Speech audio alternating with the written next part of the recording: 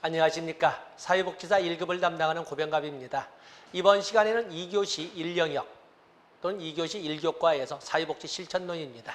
많은 수험생들이 특히 2교시 마음 편안하게 이렇게 생각하고 계시는데 마음 편안하게 소극적으로만 생각하지 마시고 이 기회를 이용해서 여기에서 확실한 고득점을 가지고 1교시에 좀 부담스러운 1교시 2영역 조사론이라든지 언제나 많은 사람들이 불편스러워하는 3교시에 좀 대거 개수를 좀 넘겨주는 이런 기회를 잡았으면 어떨까 이렇게 생각을 해봅니다. 어쨌든 실천론 그러면 실천론 또 2영역 실천기술론 또 3영역 지역사회복지론 이렇게 되어 있는데 1영역과 2영역 실천론과 실천기술론은 교집합 부분이 많아서 그냥 여기서 보면 그래서 아마 많은 분들이 좀 마음 편안하게 생각하시는 것 같았는데 아마 어쨌든 여기다 좀 고득점을 여러분들이 꼭 했으면 좋겠어요. 자, 저도 이제 마음 편안하게 좀 진행을 하겠습니다. 자, 사회복지 실천이란 뭘까? 사회복지 실천. 자, 우리가 보면은 특히 여기 공무원을 같이 준비하시는 분도 있다고 들었는데, 실천이라고 할 때 뭘까? 이렇게 하면은 참 애매하죠. 모르는 건 아니에요. 눈으로 보면 찾아가는데, 애매합니다. 그럴 적에 클라이언트의 당면 문제를 가능한 한 클라이언트 스스로 해결할 수 있도록 돕는 활동이라고 이렇게 정의할 수가 있습니다. 누가 도와? 사회복지사라고 하는 전문가지요. 사회복지사라고 하는 전문가가 클라이언트의 당면 문제를 가능한 한 클라이언트 스스로 해결할 수 있도록 돕는 활동이라고 할 수 있습니다. 우리는 전통적으로 사회복지 실천의 영역 그러면 3대 영역으로 개별사회사업, 집단사회사업, 지역사회조직사업 이렇게 세 가지 들지 않습니까? 또 그런가 하면 누구에게 무엇을 도울 것인가?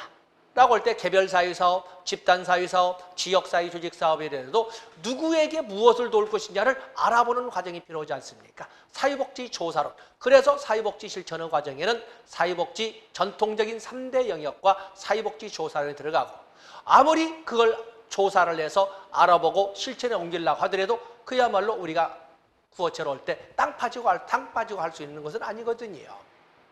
그것이 현실화될 수 있도록 지원, 지지, 보장해주는 이러한 도움이 필요한데 바로 그 영역을 우리는 사회복지 행정론이라고 하는 겁니다.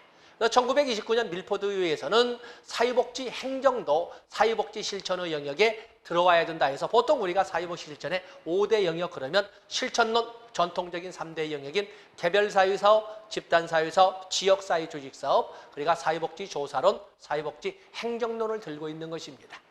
자, 앞에서 우리가 이제 말이 길어졌습니다만은 개별사회사업이 뭐지요? 사회복지 실천을 우리는 사회사업이라고 하지 않습니까? 개별 클라이언트나 개별 가족이 뭔가 도움이 필요했을 때 그들이 당면한 문제를 가능한 한 그들 스스로 해결할 수 있도록 사회복지사라고 하는 전문가가 돕는 활동이라고 설명할 수가 있습니다. 그러면 집단사회사업 집단이나 집단 구성원의 당면 문제를 가능한 한 집단 구성원 스스로 해결할 수 있도록 사회복지사라고 하는 전문가가 돕는 활동이라고 설명할 수 있고 지역사회 조직사업도 그렇게 할 수 있지 않겠습니까? 지역사회나 지역사회 주민들이 어떠한 문제에 직면했을 때 그들이 직면한 문제를 가능한 한 지역 주민 스스로 해결할 수 있도록 돕는 활동이라고 설명할 수 있습니다. 자, 말이 너무 장황했습니다. 한번 보겠습니다. 자, 여기 보면 많은 학자들 이런 다 빼버리고 학자들의 정의가 나와 있는데 여기 한번 공통점을 찾아보겠습니다. 사회복지 실천이란 누가? 사회복지사가 클라이언트의 둘째 줄입니다. 클라이언트의 욕구 충족과 문제 해결을 돕는 활동이다. 또 두 번째, 사회복지 실천이란 정부의 제도 안에서 둘째 줄 펼치는 전문적 활동이다. 사회복지 실천이란 세 번째 보시면 사회복지사가 사회적 안정과 질서를 위하여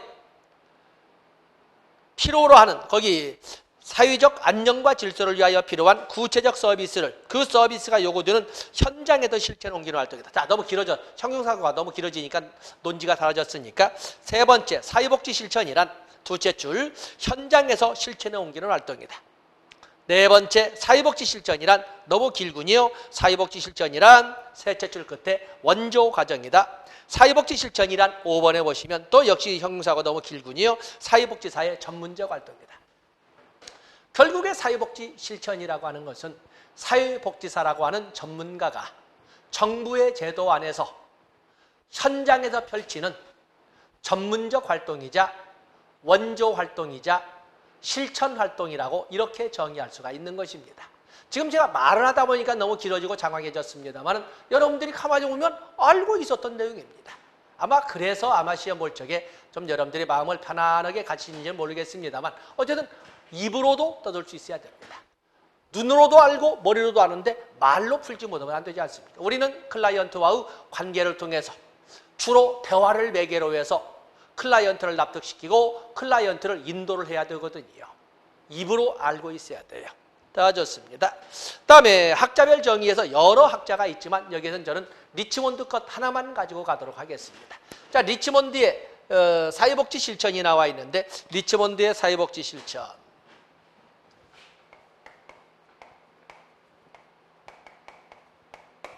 사회복지 실천을 이렇게 보시면 그냥 구성 요소라고 이렇게 그냥 억지로 제목을 붙여본다면 여기는 사회복지사는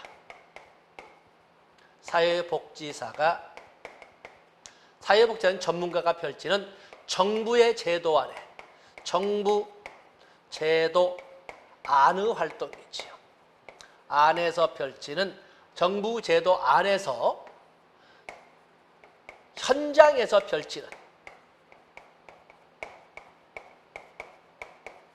펼치는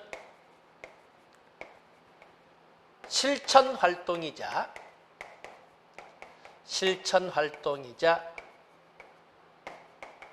원조 활동이자 그리고 사회복지라는 전문가가 펼치는 전문적 활동이다라고 이렇게 전문적 활동이라고 이렇게 우리가 단어를 나열할 수 있지 않겠습니까? 구성요건이라는 단어가 그렇습니다만은 이 구성요소 그러면 나중에 이제 개별사회사업, 집단사회사업 이렇게 넘어가면 또 이제 개별적으로 달라집니다. 이렇게 그냥 제목을 붙여서 나열해봤습니다. 리치몬드 여사는 1917년에 사회진단이라는 책을 통해서 리치몬드 여사는 1917년 사회진단이란 책을 통해서 1917년 사회진단이란 책을 통해서 개인과 환경 간에 줄 바꿔서 개별적이고 의도적인 조정을 통하여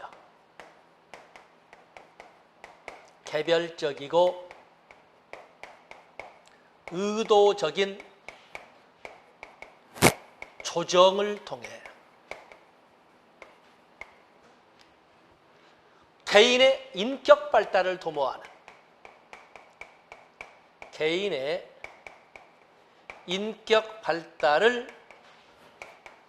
도모하는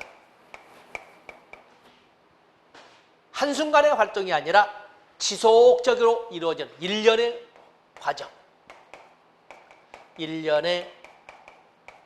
과정이라고 그랬습니다. 그 때문에 사회복지 실천이라고 하는 것은 한순간, 일시적, 한 번 이렇게 하지 않고 지속적으로 이루어지는 과정임을 분명히 하는데 중요한 것은 리치몬드는 1917년에 이렇게 최초로 사회복지 실천의 개념을 정리하면서 바로 환경 간의 조정을 이렇게 추구했지요. 환경이란 용어를 설명을 했습니다. 그 다음에 조정이란 용어를 설명했고 인격 발달을 이렇게 설명을 했습니다. 리치몬드가 주장한 여기는 우리가 보면 환경과의 관계가 인간과 환경과의 관계가 원만한 것을 적응이라고 하는 것이고 인간과 환경과의 관계가 원만치 못하거나 불균형 상태에 빠져 있는 것을 부적응이라고 합니다. 그 다음 문장을 보면은 개인과 환경 간의 관계를 의도적으로 조정한다고 되어 있습니다. 그러면 그 개인의 입장은 개인은 당연히 클라이언트고 개인은 결국에 부적응 상태의 클라이언트, 개인을 개입함으로써, 개입을 뭐라고 그랬어요? 조정한다고 그랬죠. 개입함으로써 인격 발달을 도모하는, 인격 발달, 퍼스널리티라는 단어를 적응 상태로의 복귀를 도모하는 일련의 과정이라고, 복귀를 도모하는 일련의 과정이라고. 우리가 보면 사회복지라고 하는 것은 개인적으로서는 부적응 상태의 클라이언트를 적응 상태로, 또 갈등 구조의 조직이나 집단을 또는 지역사회를 조화 상태로 이끌어가는 일련의 활동이라고 이렇게 설명할 수 있는 거거든요. 그런 것처럼 리치몬드는 누구를 대상으로? 개인을 대상으로. 그러다 보니까 리치몬드의 사회복지 실천에 대한 정의는 미시적 접근이다. 왜냐하면 바로 이 개인을 대상으로 하니까. 그리고 이 리치몬드의 정의라고 하는 것은 나중에 심리 사회 모델의 기원이 되는데 바로 환경과의 관계를 조정하기 때문에 그렇습니다.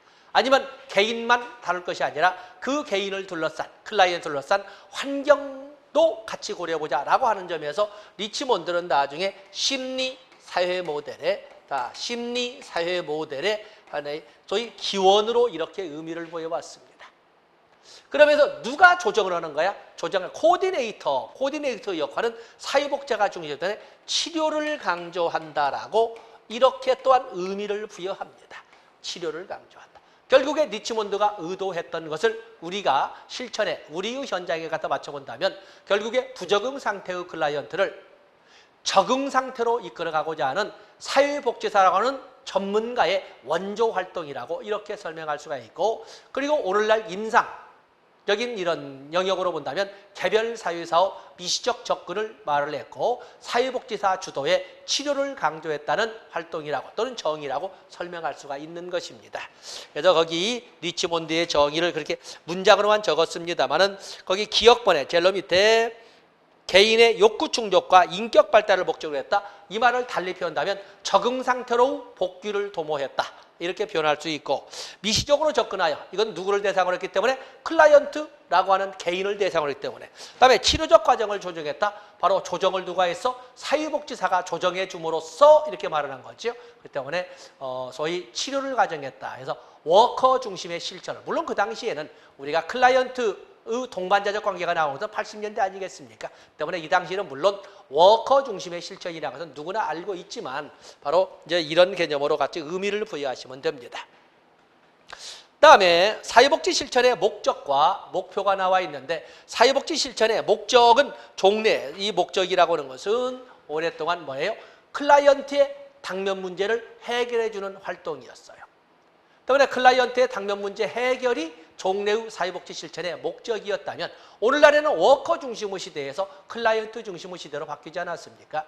그러다 보니까 이제는 클라이언트의 당면 문제 해결이 아니라 클라이언트의 당면 문제 해결 능력의 향상의 목표를 둡니다. 능력의 향상의 목표를 두는 거죠. 뿐만 아니라 클라이언트가 필요한 자원, 체계를 연결시켜주는 데 목적을 잡고 있고, 아무리 능력을 갖추고 있고 아무리 자원을 확보했다 하더라도 쓸 수 있는 멍석이 깔려있지 않다면 의미가 없지 않습니까? 그래서 세 번째에 체계의 운영 능력 향상에서 정책이나 제도의 구비를 강조하고 있습니다. 부수적인 목적으로서는 그 과정을 통해서 새로운 정책이나 이론의 개발에 기여하도록 하는 것도 목적으로 설정을 했습니다. 그래서 클라이언트의 당면 문제 해결, 능력의 향상, 클라이언트와 클라이언트가 필요한 자원 체계의 연결, 운영 체계의 운영 능력 향상, 새로운 이론이나 정책 개발에 기여, 이렇게 네 가지를 사회복지 실천의 목적으로 이렇게 정리를 하고 있는 것입니다. 그래서 이제 B급으로 떨어졌습니다만 이렇게 기본적으로 하시고, 특히 공무원을 준비하시는 분들은 당연히 가져갈 영역이라고 할 수가 있겠습니다. 다음에 거기 보시면 사회복지 실천 과정의 목적이 있고 목표가 나와 있습니다만, 이 목적과 목표는 우리가 행정론 같은 데서 우리가 정리를 해볼 수가 있습니다. 행정론에서 오히려 더 마음이 편하실 건데, 우리가 목적이라고 하는 것은 왜 목적과 목표라고 할까? 우리가 여기 보통 이렇게 빨간색을 썼군요. 목적이라고 이렇게 쓰고는 있지만 목적에는 하나만 있는 것이 아니라 목적에는 세 개의 단계로 나눠볼 수가 있습니다. 그래서 최상위에 이렇게 해서 국가 수준에, 목적이라고 해서는 미래에 달성하고자 하는 소망을, 이렇게 미래에 달성하고자 하는 소망을 바로 이 목적이라고 하는데 국가 수준의 것을 우리는 이것을 이념이라고 이데올로기라고 합니다. 그에 비해서 사회 수준에서 달성하고자 하는 것은 이것을 우리가 목적이라고 하는 것입니다. 그에 비해서 개인 수준에서 달성하고자 하는 것은 우리가 목표, 오브젝티브스라고 이렇게 이데올로기, 퍼포스, 오브젝티브스라고 이렇게 불러주는 것입니다. 우리가 볼 적에 목적의 유계를 가지고 볼 적에 위로 가면 갈수록 추상적이고 질적 성향을 갖는 데 비해서 아래로 내려오면 내려올수록 구체적인 성향을 갖습니다. 때문에 목표라고 하는 것은 목적의 구체화 이렇게 설명할 수가 있습니다. 목적이라고 하는 것은 목표의 구체화. 그래서 이제 행정론에 뵀지만 바로 이제 이 목적의 구체화라고 할 수 있는 목표를 설정할 때에는 목표 설정의 원칙. 목표 설정의 원칙은 결국에 목적의 구체화라고 이렇게 단편적으로 오지만 길게 본다면 바로 여기에는 스마트 원칙이 적용되어야 합니다. 스마트 원칙이 적용되어야 된다. 바로 이 스마트 원칙은 먼저 영어로 보자면 스페시픽이라고 하는 구체성, 목표는 구체성을 특징으로 합니다. 또 목적의 구체화라는 목표는 뮤즈어블,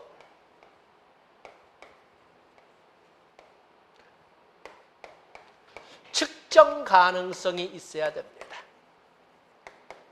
지금 선수학 써보는 겁니다. 여기 교재에다 같이 적어 놓으시고 선수학 써에 넣었다가 나중에 행정론에서 또 쓰시면 됩니다.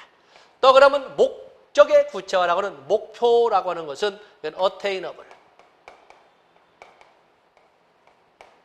attainable에서 획득 가능성 또는 달성 가능성 이렇게 쓰겠습니다. 획득 가능성, 달성 가능성. 그리고 리절트 오리엔티드. 여기는 결과 지향성. 왜냐하면 목적이나 목표라고 하는 것은 결국에 미래를 통해서 또는 미래에 달성하고자 하는 꿈, 소망이지 않습니까? 결과 지향성입니다.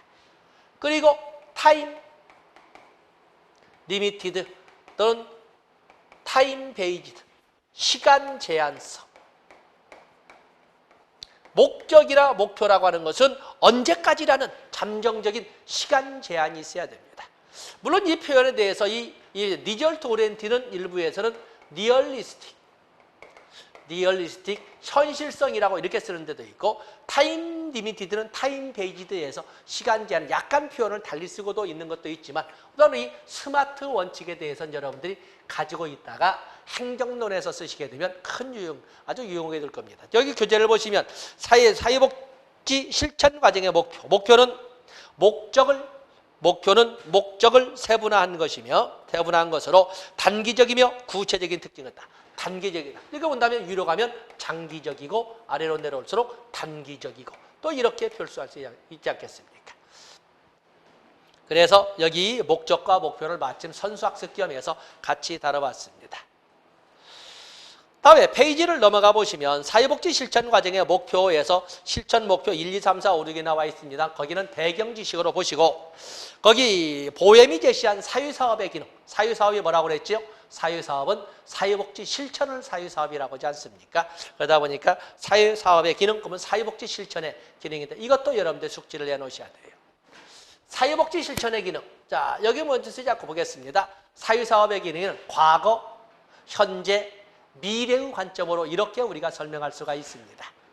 과거에 손상된 사회적 기능의 회복을 첫 번째 기능으로 하고 현재 클라이언트가 필요로 하는 자원을 연결시켜 주거나 제공해 주는 것을 두 번째 기능이라 하고 세 번째 기능으로서는 미래를 위하여 다시는 사회적 역기능이 발생하지 않도록 사회적 역기능을 예방해 주는 기능을 세 번째 기능으로 합니다.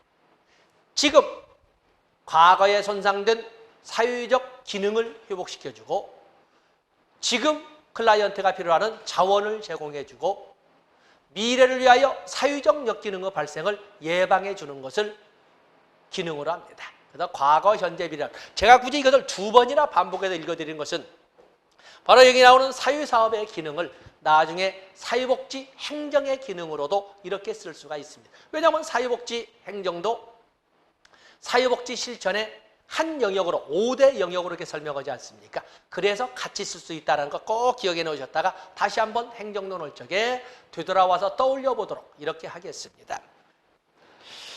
다음에 사회복지 실천의 이념 아주 잘 나오지요. 사회복지 실천의 이념. 사회복지 실천의 이념에는 많은 이념이 있지만 그중에 특히 인도주의, 다음에 사회진화론, 그리고 민주주의, 개인주의, 또 다양화 등과 같은 이런 이념 등이 우리에게 출제되는 영역이 되겠어요. 자, 사회복지 실천의 이념을 보겠어요.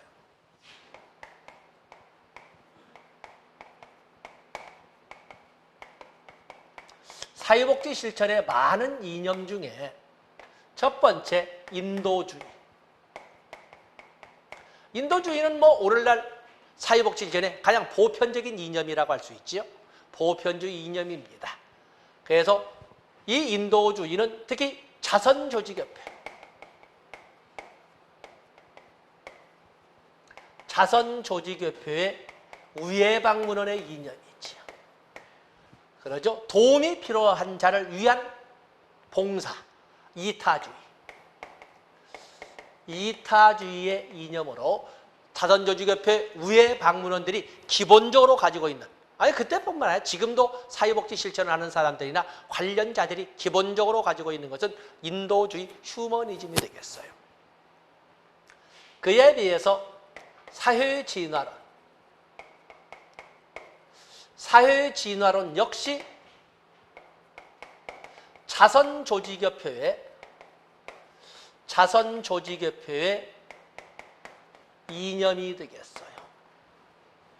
사회진화론은 결국에 적자생존론, 환경변화에 적응하는 자들은 살아남을 것이고 그러지 못한 자들은 도태될 수밖에 없다. 환경변화에 적응하려는 자는 도움을 제공함으로써 살아나게 해주는 것이고 환경변화에 적응하지 못하는 자나 환경변화에 따를 의향이 없는 자는 도태되어 가는 것을 굳이 막을 필요는 없다라고 하는 것이 사회진화론으로, 결국에 이것은 사회진화론은 결국에 도덕적 감화를 통한데 우리가 자선조직협회의 도덕적 감화를 통한 개개인의 변화를 이끌어가되 도덕적 감화를 통해서 가치로운 자로 국한된 자선활동을 이끌어갈 때 나오는 것이 사회진화론입니다.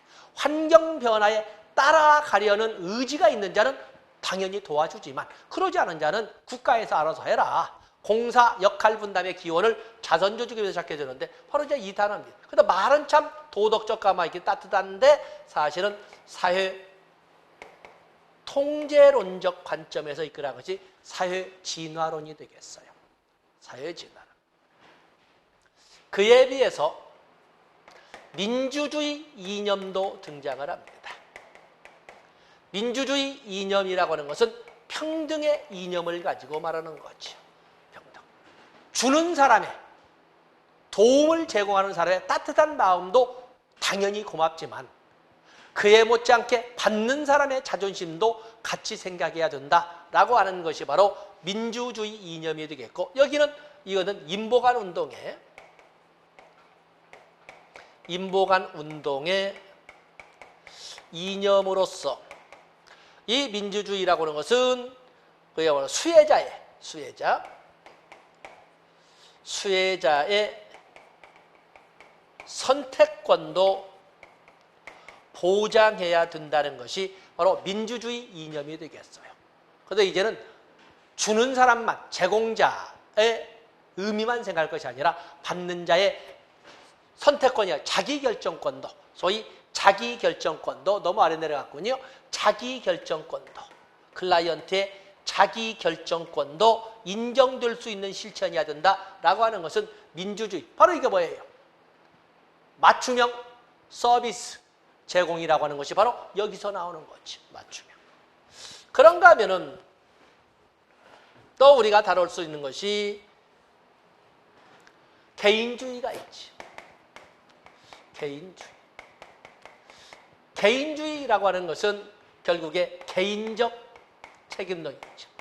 개인적 빈곤관 또는 개인적 책임론으로서 수혜자의 축소, 수혜자의 축소나 또는 국가 개입의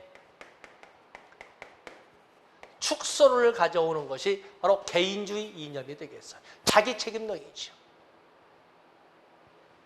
그에 비해서 다양화의 이념이라고 하는 것은 여기는 사회복 실천의 관점의 다양화, 관점의 다양화를 이끌어가면서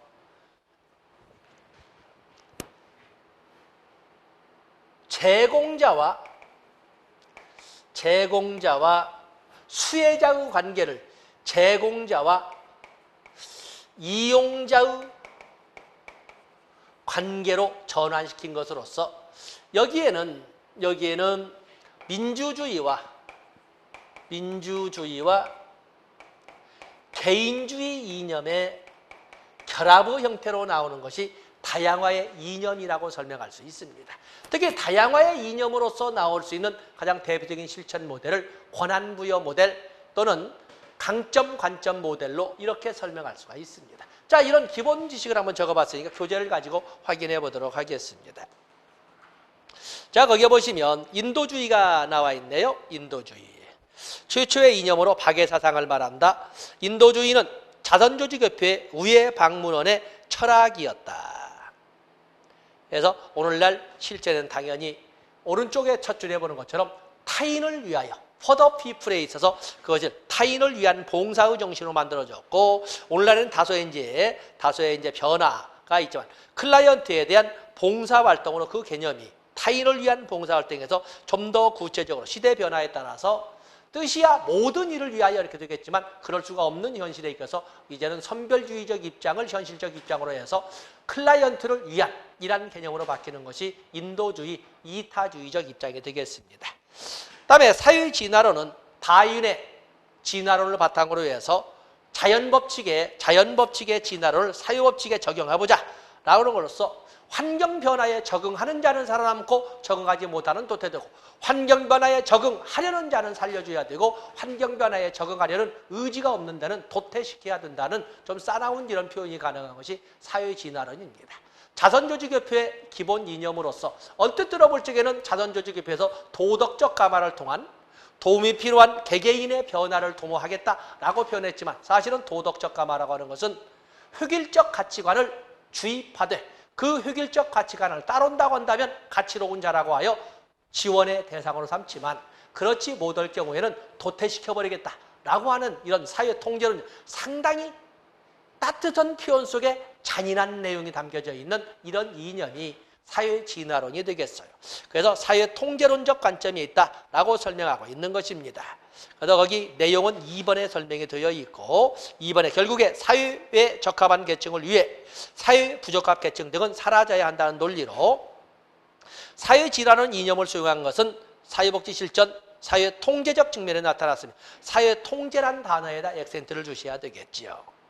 그래서 그 표현 읽어졌습니다. 다음에 민주주의는 평등을 표현하는 것으로서 평등. 3번에 민주주의 등장과 함께 클라이언트를 위한 무조건적인 봉사 정신이 약화되고 이제는 클라이언트에 대한 선택적 봉사.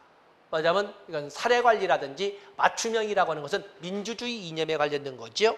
그래서 거기 보시면 인도주의 및 사회 진화론에 입각하여 이른바 우월한 자인 봉사 제공자가 열등한 자인 클라이언트에게 봉사 및 시혜를 무조건 받도록 강요하고 결정하고 강요하던 것에서 주는 자와 받는 자의 평등한 권리를 인정하여 클라이언트가 시혜 여부를 결정하도록 결정하는 데 적극 참여하도록 하는 사회적 움직임이 있었다. 바로 이때 그 기반을 만들어준 것이 민주주의 이념이라고 합니다. 결국에 클라이언트에 대한 선택권 또는 클라이언트의 자기 결정권을 보장하자는 이런 이념이 민주주의 이념이 되겠고, 그리고 지역사회마다 각기 다른 알맞은 서비스가 제공될 수 있도록 해줘야 한다. 그래서 인보간의 민주주의는 바로 인보간 운동의 기본 이념이 되겠습니다.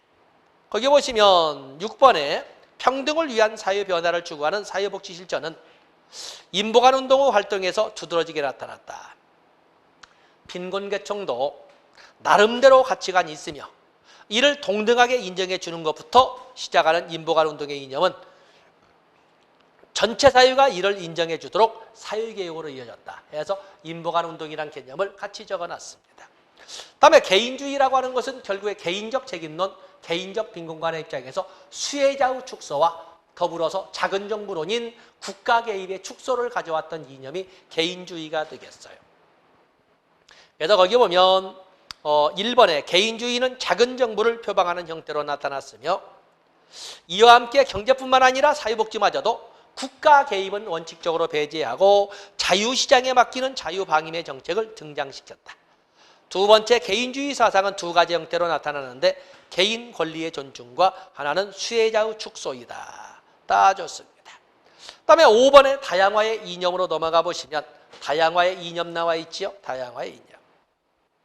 다양화의 이념은 조금 전에 제가 적어드린 것처럼 민주주의 이념과 개인주의 이념을 같이 믹스한 중간적 또는 통합적 이념으로 볼 수가 있는데, 사회진화론에서 열등계층이라고 불리던 소유계층에게 스스로 발전할 수 있는 여건을 만들어줌으로써 스스로 발전할 수 있도록 여건을 만들어주자라고 하는 실천 모델을 우리가 역량 강화 모델, 권한 부여 모델, 강점 관점 모델, 인파워먼트 모델이라고 합니다. 이렇게 해서 열등계층이라고 불리던 소유계층에게 스스로 발전할 수 있는 여건을 만들어줌으로써 자기 변화를 위한 권한을 부여하자는 이념이 다양화의 이념입니다. 다양화의 이념. 그래서 클라이언트에 대한 선택적 봉사, 클라이언트에 대한 선택적 봉사의 실천이며 스스로가 스스로의 강점을 이용해서 클 수 있도록 도와준다 해서 스스로의 책임론과 그리고 역량 강화의 개념에서 선택적 봉사, 스스로의 자기결정권을 같이 믹서시킨 스스로의 선택권이나 자기결정권을 주장하는 것은 민주주의 이념인 것이고, 스스로의 책임론을 가지고 스스로가 자기의 자원, 강점을 이용하도록 이렇게 이끌어가는 것은 개인주의적 이념이거든요. 그래서 개별화와 평등화 또는 개인주의 이념과 민주주의 이념의 복합적 실천 모델이다. 사회복지 실천의 새로운 형태인 권한부여 모델이 클라이언트와의 협력을 통해서만 이뤄낼 수 있으며 제공자, 수혜자의 관점을 제공자, 이용자 또는 제공자와 소비자의 평등한 관계 개념으로 변환시킨 것이 다양화의 이념이라고 이렇게 설명을 했습니다. 다 사회복지 실천의 이념은 여러분이 보더라도 안 나올 수가 없는 거 아니겠습니까? 이렇게 해서 출제를 해 주시되 오른쪽에 좀 더 길게 권한부여 모델을 예로 해서 쭉 설명을 해놨습니다. 다음에 두 번째 보시면 사회복지의 철학, 기본 가치가 있는데 여기는 이런 등이 있다는 것이지 이것만이 기본 가치다 이거지는 않습니다. 자, 인간 존엄을 사회복지에서 기본 가치라고 아니할 사람이 누가 있을 것이며, 인간의 자기결정권이나 인간의 균등, 인간의 평등이라는 단어에 대해서 부정적인 표현을 쓸 사람이 누가 있겠습니까? 그래서 여기는 길게 설명을 했지만 제목으로 사회복지의 철학이나 사회복지의 기본 가치로서 예를 들어볼 수 있는 거에는 인간 존엄이라든지 인간의 자기결정권이라든지 인간의 기회균등을 들어볼 수 있다. 이런 등으로 설명하시 제목으로만 여러분이 봐주시면 됩니다. 다음에 페이지를 넘어가 보시면 사회복지 실천의 지식이 나와 있습니다. 사회복지 실천의 지식이 이렇게 나와 있는데, 사회복지 실천의 지식은 그 유계가 다양해서 패러다임도 있고 관점도 있고 이론도 있고 모델도 있고 현장의 실천 지식도 있고 그렇습니다. 때문에 보통 사회복지 실천의 지식을 위계로 이렇게 찾아본다면 첫 번째가 패러다임이 있습니다.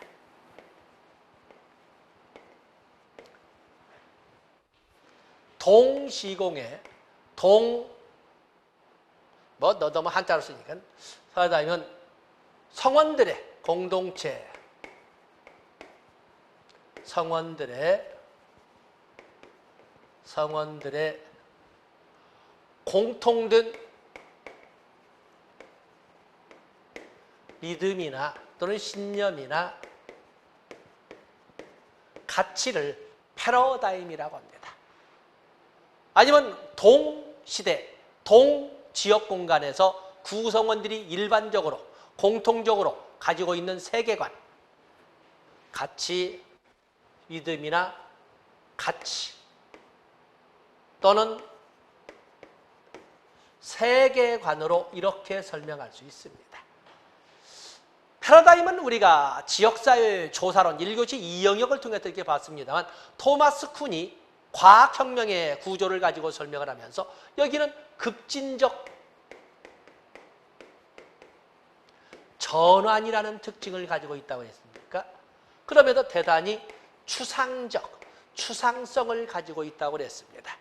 어찌 보면은 이 패러다임이라는 것은 그 시대나 그 지역 공간의 구성원들이 일반적으로 가지고 있는 세계관이나 공통된 믿음이나 공통된 가치를 가지고 설명할 수 있는데 아주 가장 이 추상성이 대단히 높은 실천 지식이라고 할 수가 있습니다.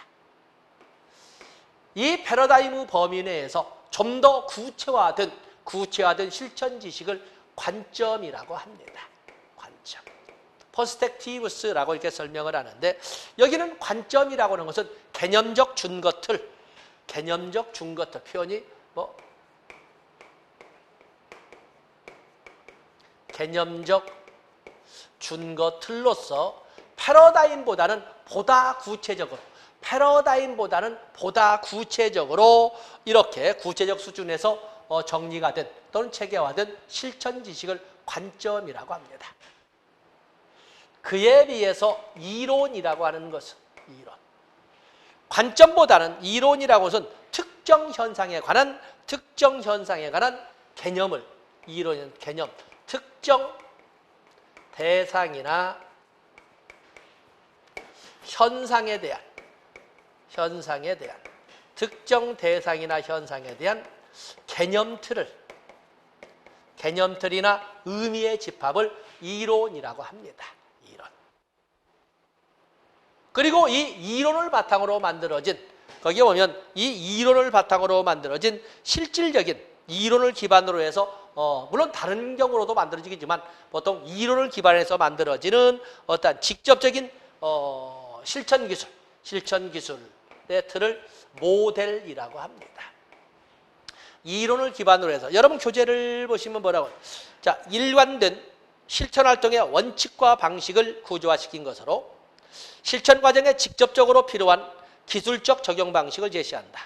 모델은 하나의 이론을 기반으로 조출되기도 하고 다양한 이론들이 절충되어 하나의 모델이 만들어지기도 하지만 일관된 실천의 원칙을 구조화시킨 것.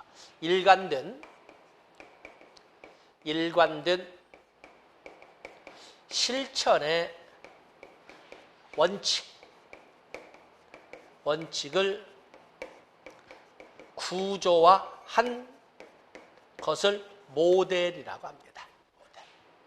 그리고 현장에서 전복시키는 활동을 실천지식이나 실천지혜라고 너무 밑에 나와요. 실천지식이나 실천지혜라고 이렇게 현장에 접목되는 하나하나의 구체적인 하나하나의 지식, 귀납적 지식이라고 했죠. 현장에 접목되는 하나하나의 지식을 실천지식이나 실천지혜라고 이렇게 설명하고 있는 겁니다. 그렇기 때문에 이게 우리가 설명해 본다면 위로 가면 갈수록 추상적인 실천지식이고 아래로 내려오면 내려올수록 구체적인 이런 실천 현장의 지식이라고 이렇게 위로 가면 갈수록 연역적 접근의 원리나 이론을 말하는 것이고 아래로 내려오면 내려올수록 바로 귀납적 접근의 지식을 가지고 설명할 수 있다. 이렇게 볼 수가 있습니다. 어쩌면 기존의 문제에서 패러다임, 관점, 이론, 모듈, 그리고 실천지혜 또는 실천지식으로 이렇게 추상성에서 구체적으로 나열하는 것도 나오지만 개별적으로는 사회복지조사론과 더불어서 패러다임의 개념을 가지고도 곧잘 나온다는 거, 그래서 조사론에서도 나오고 실천론에서 나온다는 것을 여러분들이 알고 넘어가 주시면 아마 도움이 되지 않을까 이렇게 보고 있습니다. 자, 좀 더 상세한 이런 이해도는 나중에 문제풀이 등을 통해서 살펴보기로 하고 이 시간 여기까지 합니다. 다음 시간에는 사회복지 실천의 발달로 시작을 하겠습니다. 고맙습니다.